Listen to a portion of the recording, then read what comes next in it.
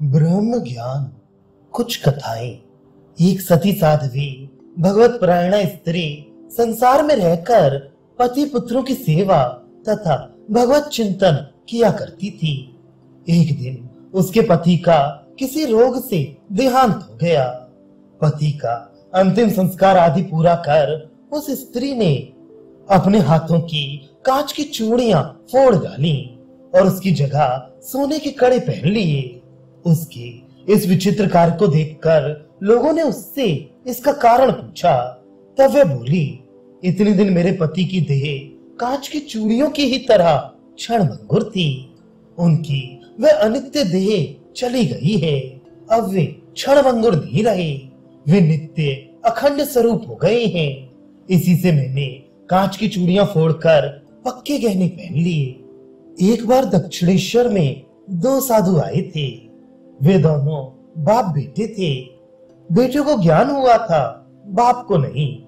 श्री रामकृष्ण जिस कमरे में रहते थे उसमें वे दोनों बैठे हुए उनके साथ वार्तालाप कर रहे थे। इतने में कमरे में चूहे के बिल में से एक गोखरा सांप निकला और उसने बेटे को काट लिया। ये देखकर उसका बाप बहुत ही घबरा गया और लोगों को बुलाने लगा, पर बेटा स्थिर बैठा रहा। बाप की घबराहट को देख वह हंस पड़ा। बाप नाराज हो उसे डांटने लगा। तब वह बोला, कौन सांप है और उसने किसको काटा है? उसे एकत्व का बोध हो गया था। ऐसी स्थिति में सांप और मनुष्य में भेद दिखाई नहीं देता। एक चांडाल कसाई खाने से मांस की टोकरियां ले जा रहा था। पवित्र गंगा जी में स्नान कर श्री शंकराचार्य लौट रहे थे। रास्ते में उनकी भेंट चांडाल से हो गई। संयोगवश शंकराचार्य के शरीर से चांडाल का स्पर्श हो गया। शंकराचार्य नाराज हुए और उन्होंने जोर से कहा, अरे तूने मुझे छू लिया। चांडाल ने उत्तर दिया, महाराज न मैंने आपको छुआ न आपने मुझको। कृपया मुझसे तर्क कीजिए और बताइए कि आपका आत्मा शरीर है या मन है अथवा बुद्धि। बताइए आपका सच्चा स्वरूप क्या है? आप जानते हैं आत्मा का प्रकृति के तीनों गुण सत्व रज तम से कोई संबंध नहीं। ये सुनकर शंकराचार्य लज्जित हुए और उन्हें सच्चा ज्ञान प्राप्त हुआ। एक साधु अपने शिष्य को आत्मज्ञान प्राप्त कराना चाहता था। वह उसे एक सुंदर उद्यान गृह में रखकर चला गया। कुछ दिनों बाद लौटकर उसने शिष्य से पूछा, बेटा तुझे किसी बात का अभाव है? शिष्य के हाँ कहने पर साधु ने श्यामा नाम की एक सुंदर स्त्री को वहां रखा और शिष्य को यथेच्छ आहार विहार करने की अनुमति दी। फिर बहुत दिनों के बाद आकर साधु ने शिष्य से वही बात पूछी। इस बार शिष्य ने उत्तर दिया, नहीं महाराज, मुझे अब किसी बात की चाह नहीं है। तब साधु ने शिष्य और श्यामा दोनों को पास बुलाया और श्यामा के हाथों की ओर निर्देश करते हुए शिष्य से पूछा, ये क्या है?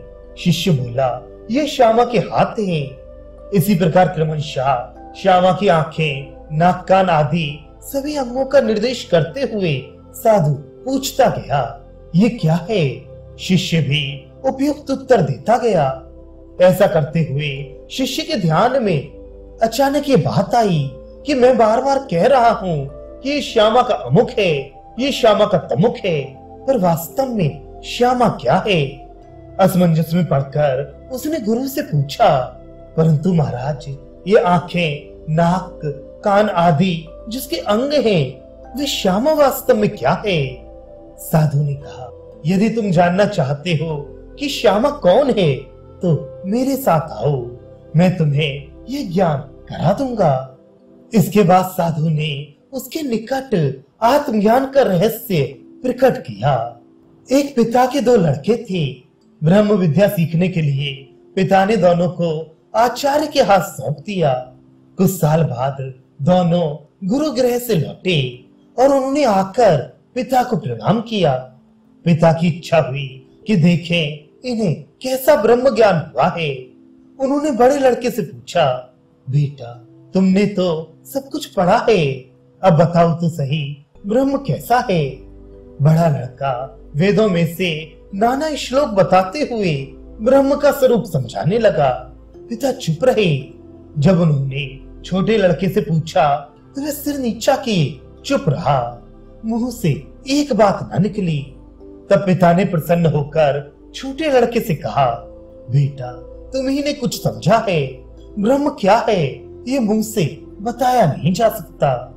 एक बार एक पंडित ने राजा के पास जाकर कहा, महाराज मैं आपको भागवत सुनाना चाहता हूँ, आप सुनिए। राजा ने कहा, महाराज भागवत को आपने अभी भी नहीं समझा, आप उसे अच्छी तरह पढ़ने के बाद आए। पंडित चिढ़कर चला गया। उसने मन में सोचा, राजा कैसा बुद्धिहीन है।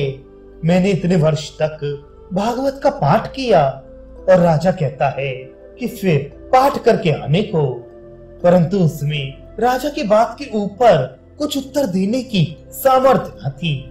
पंडित ने घर आकर भागवत पाठ करना आरंभ किया। पढ़ते हुए वह हंसता और सोचता, राजा कैसा मूर्ख है, भला मेरे लिए इसमें समझने का क्या बाकी रहा। कुछ दिनों में भागवत पाठ पूरा कर पंडित फिर राजा के पास गया और बोला, महाराज अब मुझसे भागवत सुनिए। राजा ने पुनः कहा, पंडित जी आप स्वयं अच्छी तरह पाठ कराइए, उसके बाद मैं आपसे सुनूंगा। पंडित राजा के सामने कुछ बोल नहीं सका, पर मन ही मन बहुत नाराज होकर लौट आया। पर वह सोचने लगा, राजा मुझसे बार बार ये बात क्यों कह रहा है, अवश्य इसमें कुछ अर्थ है। उसने पुनः पोथी खोली और पठन आरंभ किया, पर इस बार वह जितना पाठ करने लगा उसके भीतर उतने ही नए नए भाव उदित होने लगे। वह भाव विभोर होकर अपने कमरे में अकेला बैठकर भागवत पाठ करता और भक्ति भाव से व्याकुल हो रोने लगता। उसने राजभवन में जाना छोड़ दिया। बहुत दिनों बाद राजा ने सोचा, वह पंडित अब क्यों नहीं आता। राजा ने स्वयं उसके यहाँ जाकर देखा। पंडित भाव मगन हो भागवत का पाठ कर रहा है और उसके नेत्रों से अविरत प्रेमाश्रु की धारा बह रही है। देखकर राजा ने कहा, महाराज अब आपका भागवत पाठ ठीक ठीक हो रहा है, अब मैं आपसे भागवत सुनूंगा। किसी स्थान पर एक मठ था। मठ के साधु महात्मा रोज भिक्षा के लिए जाया करते थे। एक दिन एक साधु भिक्षा मांगने गया तो देखा कि एक जमींदार किसी गरीब आदमी को खूब पीट रहा है। साधु बड़े दयालु थे। उन्होंने बीच में पड़कर जमींदार को मारने से मना किया। जमींदार उस समय बहुत गुस्से में था। उसने अपना सारा गुस्सा साधु पर ही उतारा। उसने साधु को इतना पीटा कि वे बेहोश होकर गिर पड़े। तब किसी ने मठ में जाकर खबर दी कि तुम्हारे किसी साधु को जमींदार ने बहुत मारा है। सुनकर मठ के साधु दौड़े आए। उन्होंने देखा कि वे साधु बेहोश पड़े हैं। तब वे उन्हें उठाकर मठ में ले आए और एक कमरे में सुला दिया। साधु बेहोश थे। मठ के लोग उनके चारों ओर विषण होकर बैठे थे। कोई पंखा चल रहा था तो कोई चेहरे पर पानी छिड़क रहे थे। एक ने कहा, इनके मुंह में जरा दूध डालकर देखें। मुंह में थोड़ा थोड़ा दूध डालते डालते साधु को होश आया। वे आंखें खोलकर ताकने लगे।